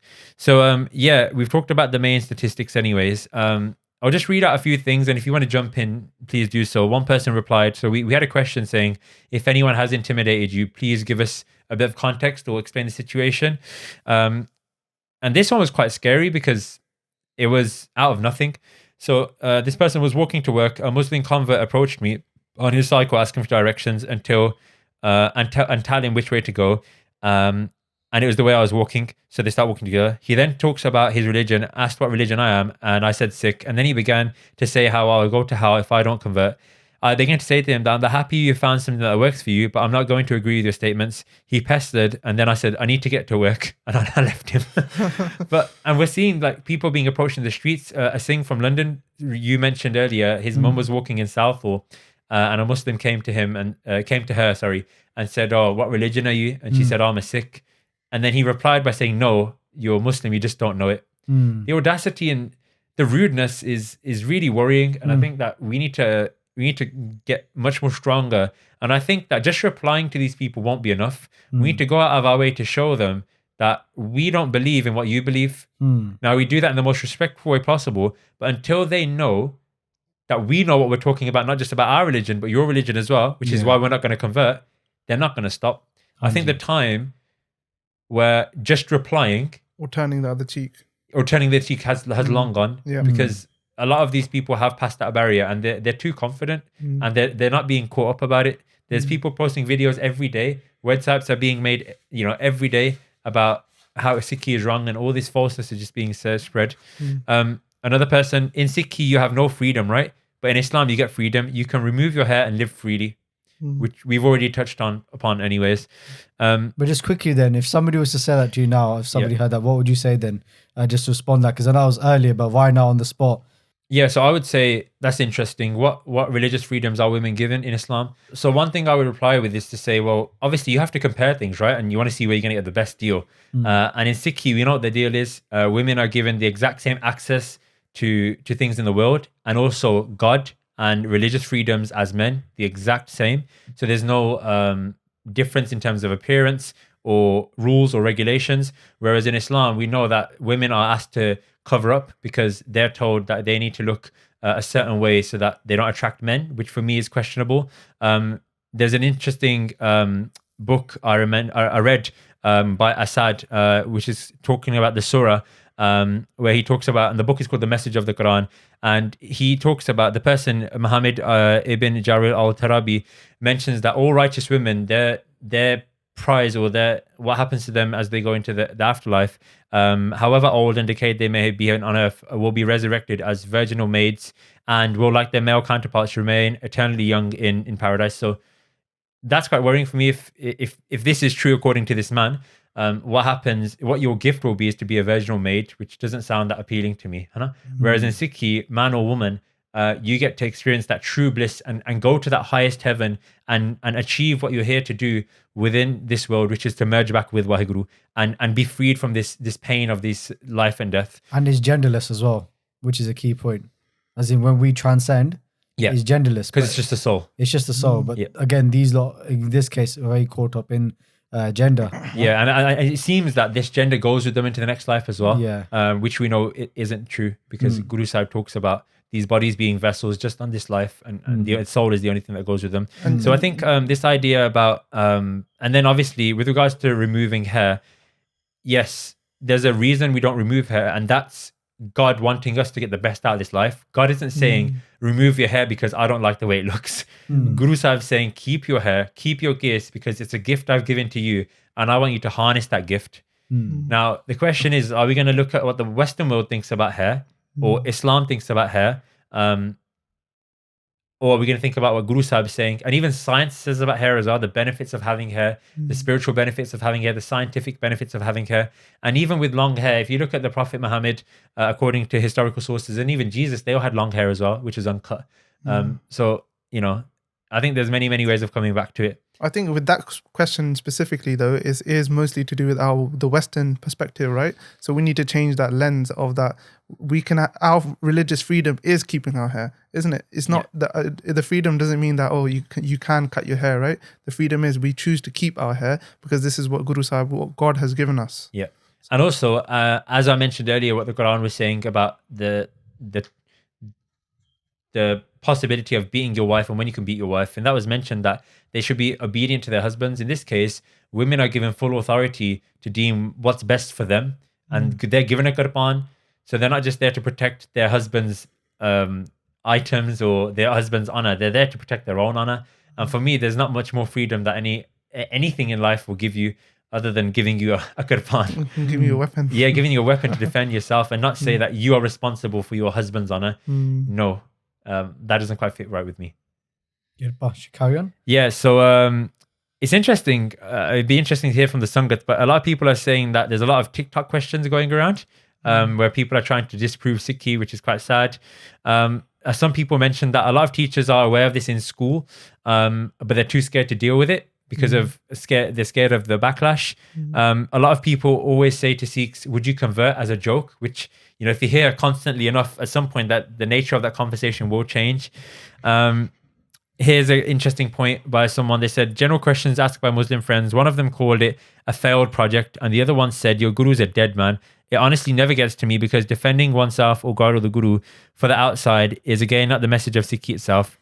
See, I would disagree with this person in that sense.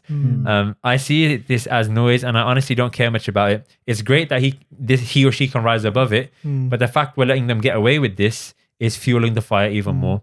My focus you is shouldn't act out of revenge, right? no. But you should still act out, give them the knowledge and the justice, right? Yeah. And Guru Sahib Aap did. And in Sikhi, whenever someone ever stepped or overstepped the line, they got punished. Chandu, for his act in Guru Arjan Dev Ji Shahidi, Guru Hargobind Sahib Ji dragged him by his nose, I believe. Yeah, and they put a metal rod through his stomach as well. And Put a dragged metal him rod through. through his stomach. And that's Guru Hargobind Sahib Ji basically laying down the law to say, if anyone disrespects our Guru, And this is how they dealt he with was slapped with Jutti all the way from, I think it's from Delhi, Yeah. all the way to Lahore, all the way back to Punjab, and then back to Lahore along those lines. Everyone, he got slapped so hard in that respect that he passed that many times as well. So yeah, that's but an extreme example. off that example, I think we need to now think I can block out stop saying I can block out the noise to say we need to stop the noise. Yeah. Because other than, if that doesn't happen, that person will then think, I said it to this person, Charlie, it didn't work with them, but he didn't really care. So I'm going to go try and say it to someone else. And then it will confuse someone. So by not actually responding to these questions, we're allowing people the freedom to go and spread this to other Sikhs who might not be as strong as this person. Other things they say, why are females forced into keeping body and facial hair? They're not. Sikhi is copied off Islam. Sikhs are technically Hindus. You can only find Jannah through Islam. If Sikhs are the warrior religion, why haven't I seen them beat anyone up recently? Andrew Tate, Jara. He obviously hasn't heard about 1984 and the Khadku Singhs. Sikhi is an amalgamation of Hinduism and Islam. We've already talked about that. A lot of people talk about how hair is dirty, unhygienic, not fair for Sikh girls, not allowed to wear makeup, etc. But then I thought there's similar things in terms of women dressing and acting a certain way in Islam, which doesn't make any sense, under the phrase of decency and modesty for women. So for us, if we have to cover our gears, so do women. And the decency and modesty goes to both of us. We can't walk into a gurdwara with shorts on showing off our legs. So it works to both ways. A lot of people from the what they'd like to see from us from the conversion questionnaire said that they were a big fan of an anti-conversion leaflet and workshops. So Guru Kirpa, that's something we'll start trying to work on. Just lastly, from a few of the organizations that work with grooming cases directly, this was their responses to the things I mentioned about. And people have said these things in order to try and coerce and manipulate Sikh girls. Sikhi states that all humans and faiths are equal. Therefore, it's fine to marry a Muslim or non-Sikh. If your parents are against you marrying a Muslim, they are not true Sikhs. Again, we can see how manipulative and confusing this is. We've already addressed the point about all faiths aren't equal. We believe the light of God is in everyone and we should treat everyone with respect. That doesn't mean all faiths are equal. And within Guru Gobind Singh Ji's hukams, it's said that, a child of a Sikh should always be given in marriage to another child of a Sikh. So again, another way of getting into someone's head. Someone said other things that I use to coerce other people is that my friend used to be a Sikh, but then they found Islam. And, these organizations have found these quotes to actually be lies, but they're just used to try and coerce and assert dominance over the individual. There's a lot here in terms of how Sikh girls in particular are being converted. I'll just quickly read this out and then I think we'll finish off if that's okay, because it gives a whole view as to what the picture is. So Muslim males will often undermine Sikh males in the school, college, workplace through tactics such as constant ridicule, teasing, bullying, name calling with racial undertones and physical abuse. This will be purposely done in full view of the Sikh females to give the perception that the Muslim males are more dominant. The Muslim males will then form friendships with the Sikh girls. This is often supported by Muslim friends of the Sikh girl who will reiterate to her how much of a good guy the Muslim male is. The Muslims may then shower the Sikh girls with gifts, cash, visits to high-end restaurants, shisha bars, clubs, and etc. in order to win favor, as we mentioned. Both the male and female Muslims will raise points similar to those aforementioned above. Question 1, in an attempt to chip away at the Sikh girls' faith. The Muslims will also simultaneously discuss the greatness of their faith. Both are used in conjunction essentially as a two-pronged attack. Once the trust has been built with the Sikh girl and her faith in Sikhi has been broken, the Muslims will isolate her from her friends and family. This can include a mental isolation, breaking communication channels with friends, family, or often also persuading the girl to leave home. In order to ensure the Sikh girl remains under the control of them, he will often take explicit photographs, videos, and threaten to release them to a friend or family if the Sikh girl disobeys. And this is one of the worst things, the most horrific things we've seen within these cases, is the manipulation of nude pictures. Quite often the girl is intoxicated, she's drugged, and then she has no control over her body. Pictures are taken. At that point, it's either come with us or your whole family sees this. And even though the family can't understand why the girl's doing this, the girl's locking this thing up because she doesn't want the honor of her family or her own honor to be disgraced, which is really disgusting. And then lastly, Sikh girls have been susceptible to the methods over the years due to a lack of awareness of the tactics being employed by the predators. It is often naively assumed that the original intentions of the Muslims, including girls, was to be friends. Sikh girls who have been trapped in such situations have often been fearful of speaking up due to the perception that it might bring shame on their family's name in the community. Again, I just want to reiterate the fact here, this isn't an anti-Muslim podcast. This is us just looking at the data that we've got. And the Sangat have said that the majority of these intimidating questions and problems they're facing, unfortunately, are from people of the Islamic faith. Now, we're not here to paint everyone with the same brush, but what we are here to do is address a real problem that's happening. And there's no point sugarcoating that. That doesn't mean we go out of our way to put people of other faiths down. Rather, we're here to address the problems that are happening, where they're coming from, and in the midst of that, do what needs to be done. I just want to reiterate that out there. And thank you for raising that point. And just a point to even go with that is that I'm sure many Muslims will watch this as well.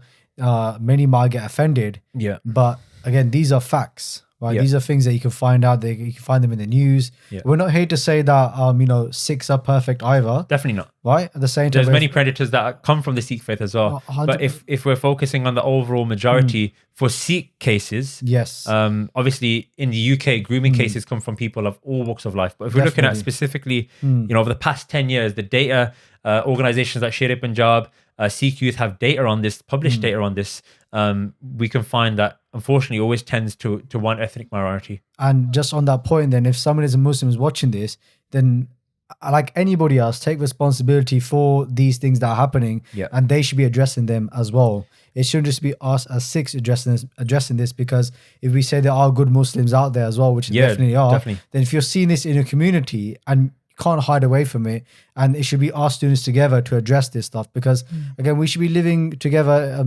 in a nice way, right? Just like in Maharaja Ranjit Singh's Raj. If you look at Maharaja Ranjit Singh's Raj, there was more Muslims and Hindus in that, in higher ranks. And even when Maharaja Ranjit Singh was gonna pass away, even in the mosques and in the mandirs, they prayed for him as well, right? For him to survive. And even national holidays were made of Eid and stuff. So religious diversity was celebrated. Even though Maharaja Ranjit Singh was, he wasn't Amritari, but it was clear that he was a Sikh. He would go to Harmandir Sahib and listen to a counterpart every day. And he was accountable to people like Khalifullah Singh. That didn't stop him from being loving to other people of other faiths, which is what we're here to try and do as well. And to try and guide them to be the best people they can be in this world. And I think you made the most important point, actually, is that the whole point in this is that from the start, maybe we started off with this religious diversity, but unfortunately, other faiths crossed the line. Right? Yeah, well, certain individuals from the data we found, from the YouTube videos we're seeing, from the websites that are being constantly thrown in our faces. Yes. Unfortunately, some people are taking our goodwill and good nature and using it and walking all over it. Definitely. And that's what we're basically restoring and putting those people in line from those faiths who are crossing that line. Yeah, and obviously this video was just based on attempts by certain individuals from the Islamic background in the UK. But as we've mentioned, this is rife in Punjab with regards to Christian conversions, and also within Punjab and India as a whole over the past 50 years, we've seen the attacks on Sikhi from a Hindu Dava point of view, a right-wing RSS point of view, which are things that we'll talk about later on. But the reason for this video was because, over 70 or 60% of people said that it was from people of a Muslim background, hence we delivered what we were asked to do. Good, Budgie. Anything else you want to add? I think it'd be interesting to finish with the two Sakis that we mentioned, with regards to just also explaining why in Sikhi we've been told that Sikhi is the best. So one of the things that really we can look to from people of other faiths realizing the greatness of Guru Nanak Dev Ji. I mentioned this person called Sayyid Pratipal Singh.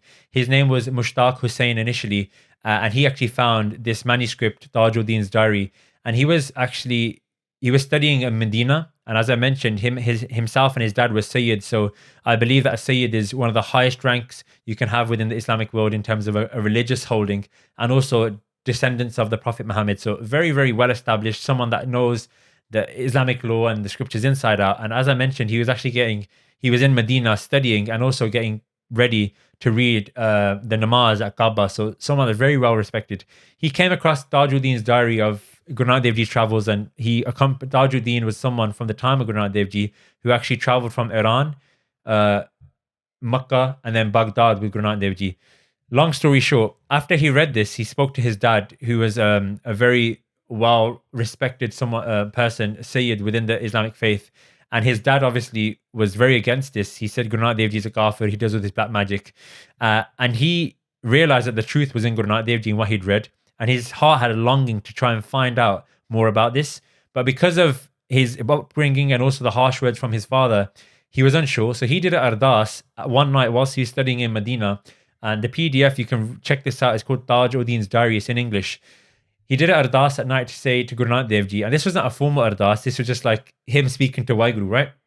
He said, Guru Nanak Dev Ji, if your path is the truth, please show me.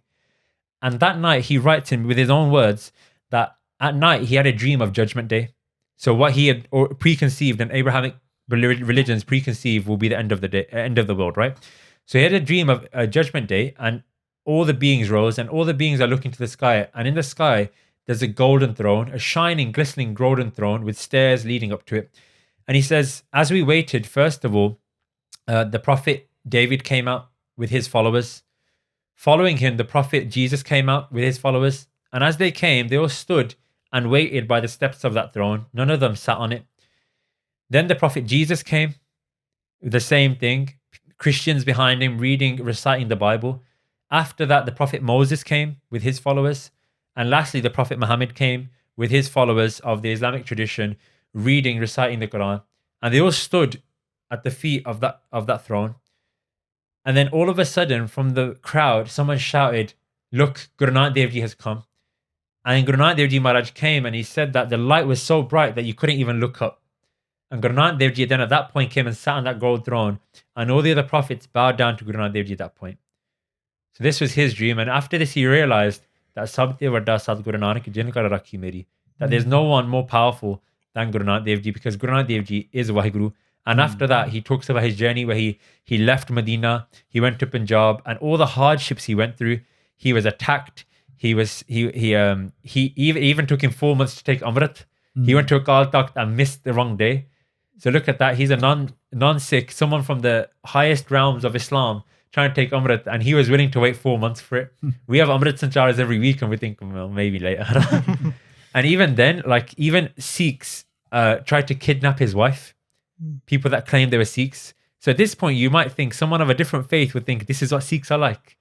But it just shows the test Guru Sahib put through him and the great man he became as a result. And that's why now he is called Sayyid Pritipal Singh. So his name after taking Amrit was Pritipal Singh. And everyone gives him the notion of Sayyid because he was a Sayyid in his Islamic life. So that's one thing to share with the Sangat. Do read his diary. It's amazing. And it tells you also another eyewitness account from an Islamic perspective from Tajuddin, who was a Qazi in Mecca at the time. The PDF's online. Do check it out. And then you were going to mention something similar by Baba Can I just add? Yeah. So sorry, also, just an interesting fact on that, Syed Pritipal Singh, he actually laid the foundation stone of Havelock Road Gurdwara in Southall. Oh, did he? Yeah. No, So he only passed away recently, right? Yeah, the old Gurdwara Asthan that was built before the big one. So it was actually him that laid the stone there. My Guru. Amazing guy. Girbani. Just a few times in the podcast you've referenced say Kanehi as well, which is the Jeevani, the life of Sant Baba Harman Singh Ji, who is a prominent saint in the 20th century. And you can even find videos of them online as well in the 1900s, and the part that, what's it called again, how they took part in the Morchi as well, the movements at that time, the Tarri of the Morchi and stuff like that. And if you read their actual Jeevani as well, and a lot of you guys will put in the description, definitely read it. It's a good book to read when it comes to somebody who's just come into Sikhi as well. And one of the chapters is their meeting with different prominent saints, you could say, or spiritual beings from different faiths. So one is with Jesus, one is with Muhammed the Sahib, and one is with a Rishi as well. So very simply, as is written about what happens at the time, Baba Harnam Singh Ji is sitting at deep stare meditation, And in that deep state, they actually have darshan. They get to see Jesus, Muhammad Sahib, and this Rishi as well. And they appeared in front of Baba Harnam Singh Ji, and their faces were glowing at that time. And then what Muhammad Sahib says to Baba Harnam Singh Ji, as they quote themselves, is you're very blessed to be born to the house of Sri Guru Nanak Dev Ji. Right? And that's just very interesting that they're saying that, and that actually this is the easiest way, the direct way, like we said earlier, to obtain enlightenment, to gain mukti, right? So, the Prophet Muhammad said that to him. That's what they said to Baba Harnam Singh Ji. Wow. In that deep state, when they're in that deep state meditation, they had their darshan in this age of Kaljug, in this dark age, right? And then you have the Rishi that spoke, that talks about, like in the different Sanatan Dharms, you could say the different traditions of the Hindu faith, how they do different types of practices like Hatha Yoga. They put themselves through great penance, difficulties in order to obtain the one, but then able to do that. And Sikhi is the most easiest way, which is prema bhakti, love and devotion, right? That we can obtain Vaheguru Ji very quickly. Jina prem kiyo tin hi prapayo. And then finally we have Jesus, and it was Jesus just said simply that their inner desires that they wish all their followers would adopt Sikhi, Guru Nanak Dev Ji Sikhi. What's happened today? We got mass levels of Christian prachar happening throughout Punjab, where even just in Southall, you've got Christian Paracharak speaking Punjabi to speak to the Punjabis. So they're learning our languages to speak to our own people and convert them. But these are just examples. So there's so much of this, and I'm sure Manpreet Singh's done way more research than we have, that there's such a khajana, like a treasure of a lot of things that we could almost just put forward to show the Vadiyai of Sikhi, the greatness of Sikhi, and show actually the points that you're making are very invalid. And I guess that's what this whole anti-conversion series is about, just showing the greatness of Sikhi, and that actually the points that people are making are just invalid. Yeah, and I think more so, just for our own sake, because Gaudi Janam, what's that bhakti about? Heere jaisa janam hai, kaudi badle jaye. So Guru Sahib basically talks about wasting this life, right? And for the sake of a seashell, you throw away diamonds. And for me, leaving the house of Guru Nanak Dev Ji is throwing away a diamond for seashells, right? So more so, what we're saying to people is that by all means explore other faiths, but don't do it under these false pretenses that people are putting out. If you want to find out what the truth about Sikhi is, then go to Guru Sahib directly. Our channel is one of the greatest ways of doing that, as well as channels like Sikh to Inspire, Nihang Santhya, and all the other people that are talking about Sikhi.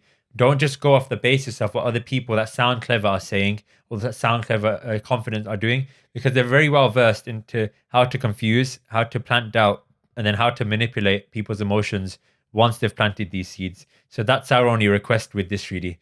And hopefully inspires a lot of more people to come forward, like Sikhs, to actually, in one respect, study this stuff as well, because it's actually one of Guru Gobind Singh's hukams that, of course, study our own granths, but then go out and study other granths as well, other scriptures from other faiths, and this might hopefully inspire others to come forward and maybe to relay this stuff more eloquently about Sikhi, and then we will just realize ourselves. I think definitely there's a need now for Sikhs to step up, Sikh Paracharaks as well, and to kind of, tackle these issues that we're facing. And just by doing, like Gadavi Singh said at the start of the podcast, that with those Hyde Park videos, the street Parachar videos with the different faiths, people would say to Jagadar Singh, like, why are you doing this for, right? But they knew themselves that people are going to watch these videos. But then from these videos, we went on, people think, actually, you know what, this makes a lot of sense. Because when we questioned that Muslim guy in Malaysia, I think people just realized how idiotic the person is, and how just silly the stuff he was saying. It's like, geezer, you're a joker. And no, it's true though, right? The kind of London stuff, version. the stuff they're coming out with. So then people realize that actually these points are so pathetic that people are making for whichever faith it is, and then you just give the facts, and then that'll just strengthen people's Sikhi. Then they'll come in to listen to Japji Sahib Katha. And so on. They think, wow, Sikhi is so beautiful that all this time we didn't realize, right? So, Hanji. Tika, finish off there. So, thank you so much, Mandeep Singh. Thank you so much for even just relighting, the fire, this Aparallah, bringing it back, this initiative, bringing it back to the front, and something very important. I'm sure a lot of Sangat will appreciate this. So, thank you so much for stepping up and doing all this cause and Guru Sahib Ji Kirpa Karan that they guide you to do more of this course and connect everybody I'll to Sikhi. just finish the point. Yeah, if you haven't already, the anti-conversion series on basis of Sikhi, there's I think just over 30 videos, and they're normally about 2-3 minutes long. So it's not a big ask really. If you're worried about how do we start learning this stuff, it's literally a 3-minute video. Watch one a day, and you would have learned all of them in a month. So you just have to stop being lazy as well, to be fair. If we're being honest about it, you know, like I don't know how more accessible people want it to be, you know. Yeah, until you learn that your house is burning down, you ain't gonna put the fire out, right? So there you go. So, good. ठीक है जी, finish up there. Waheguru ji का खालसा, वाहिगुरू जी की फतेह।